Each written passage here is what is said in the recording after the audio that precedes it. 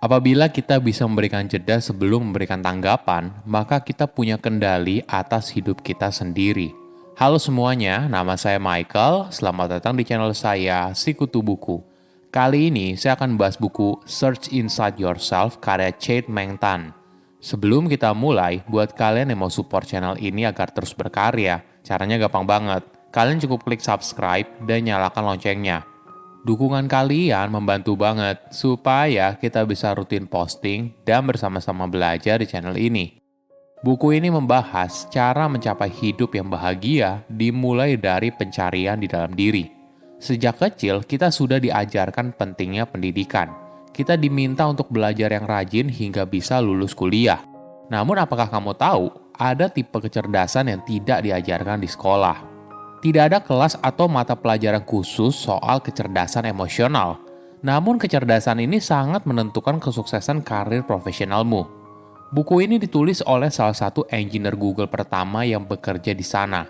Ketika penulis mulai mencari tahu lebih banyak soal mindfulness dan kecerdasan emosional, akhirnya dia diminta untuk memberikan pelatihan bagi karyawan Google untuk menerapkan latihan ini demi meningkatkan kebahagiaan mereka di tempat kerja dan juga aspek lain dalam hidup. Saya merangkumnya menjadi 3 hal penting dari buku ini. Pertama, pentingnya kecerdasan emosional.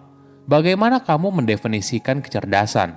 Apakah berdasarkan banyaknya gelar yang dimiliki seseorang, bakat tertentu yang unik, atau seseorang yang memiliki IQ yang tinggi?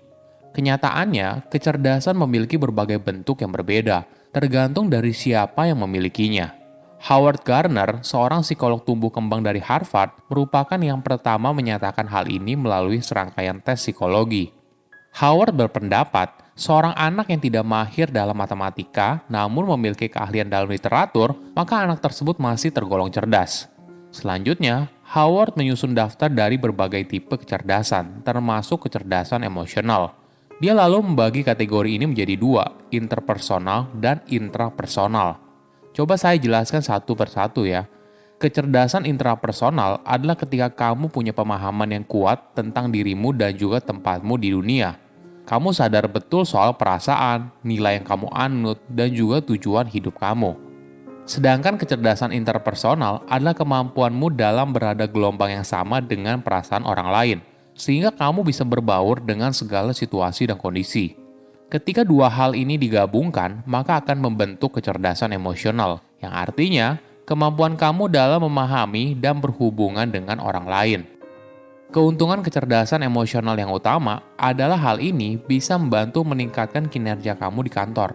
Hal ini disebabkan motivasimu bisa dibentuk dan dikembangkan. Sebagai gambaran, motivasi yang tinggi dapat mendorong optimisme, yang kemudian semakin tinggi motivasimu, maka kamu akan semakin bahagia. Semakin kamu bahagia, maka kamu akan menghasilkan lebih banyak hal di tempat kerja. Ini yang ditemukan oleh psikolog Martin Seligman saat melakukan studi pada tahun 1980-an terhadap para agen asuransi. Setelah melakukan wawancara dengan sekelompok agen asuransi, Martin menemukan agen yang optimis bekerja lebih baik sebanyak 8% di tahun pertama dibandingkan rekan mereka yang pesimis. Di tahun kedua, hasilnya jauh memuaskan. Kinerja mereka meningkat hingga 31%. Kesuksesan agen tersebut didorong dari kecerdasan emosional yang mereka miliki, yaitu keahlian untuk tetap termotivasi, mengendalikan diri, dan menjalin hubungan baik dengan orang lain. Kedua, belajar self-awareness. Kenapa self-awareness atau kesadaran diri itu penting? Dengan melakukan latihan ini, kamu akan belajar mengontrol perasaan, daripada sebaliknya, kita yang dikontrol oleh lingkungan sekitar. Latihan ini juga bisa membantu kamu mengurangi monolog negatif yang seringkali kita katakan kepada diri kita sendiri. Kenapa hal ini penting? Ternyata hal ini bisa membantu kamu untuk sukses. Ada sebuah riset yang menarik. Riset tersebut meneliti sekelompok penasehat keuangan dari American Express dan menemukan kalau pelatihan kesadaran diri dapat membantu mereka menghilangkan keraguan dan mengurangi monolog internal negatif. Saat mereka berhenti terlibat dalam pola pikir yang merusak kepercayaan diri, maka mereka jadi lebih berani dan lebih percaya diri. Hasilnya, mereka mampu memberikan saran keuangan yang lebih baik bagi para kliennya. Pelatihan kesadaran diri juga bisa membantu untuk menghadapi situasi dengan tingkat stres yang tinggi. Hal ini disebabkan Ketika kamu self-aware, maka kamu sedang mengaktifkan bagian neokorteks di dalam otak, yang biasa dikenal sebagai sisi rasional. Neokorteks akan membantu kamu mengatur perasaan dengan memikirkannya dulu daripada hanya memberikan respon berdasarkan situasi. Misalnya begini, bos kamu sedang memberikan masukan yang membuat kamu kesal. Kamu mungkin ingin membalasnya, tapi neokorteksmu muncul dan mengingatkan kalau hal tersebut tidak ada gunanya. Lebih baik kamu menenangkan diri dan mempertimbangkan masukannya secara rasional sebelum marah. Kedua, meningkatkan motivasi karyawan. Apa cara terbaik untuk meningkatkan motivasi kerja karyawan? Apakah dengan insentif keuangan? Bagaimana dengan tunjangan pekerjaan yang keren? Banyak orang percaya kalau ini merupakan cara terbaik untuk meningkatkan motivasi karyawan. Tapi kenyataannya tidak hanya itu, ada cara lain yang lebih efektif. Tony Hsieh, CEO dari Zappos, perusahaan retail sepatu online, menjalankan hal ini saat dia mengembangkan toko digitalnya menjadi perusahaan multi-miliar dolar dalam waktu yang relatif singkat. Tony menjelaskan motivasi utama Zappos adalah untuk memberikan kebahagiaan. Bukan hanya bagi para pelanggan, tapi juga menciptakan budaya perusahaan yang berfokus pada kebahagiaan karyawan. Kenapa hal ini penting? Karyawan yang punya motivasi untuk bekerja yang tinggi dan bahagia, maka dia baru bisa memberikan pelayanan terbaik bagi pelanggan. Dampaknya, pelanggan yang puas dan menghasilkan keuntungan bagi perusahaan. Tony membagi kebahagiaan menjadi 3 sumber. Pertama yaitu pleasure, atau seringkali disebut kesenangan instan. Ini merupakan jenis kebahagiaan yang terjadi sementara waktu, misalnya saat menerima bonus atau pujian atas kinerja dari atasan. Hal tersebut memberikan kita kesenangan yang besar namun berjalan singkat. Kedua adalah passion atau dikenal sebagai gairah.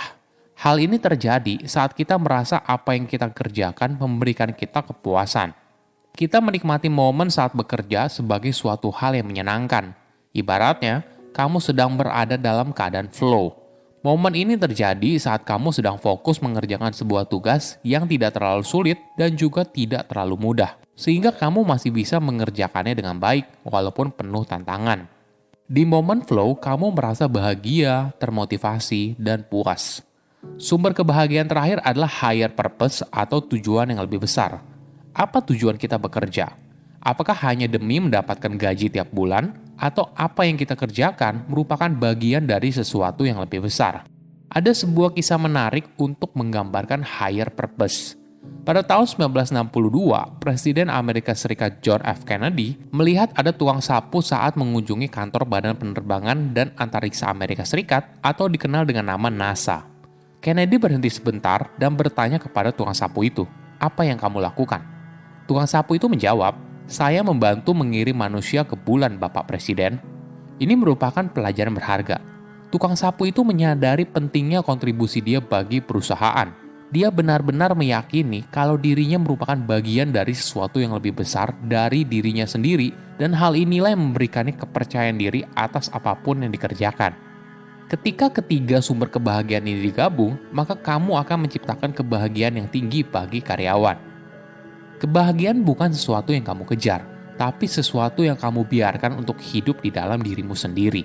Silahkan komen di kolom komentar pelajaran apa yang kalian dapat ketika baca buku ini. Selain itu, komen juga mau buku apa lagi yang saya review di video berikutnya. Saya undur diri, jangan lupa subscribe channel YouTube Sikutu Buku. Bye-bye.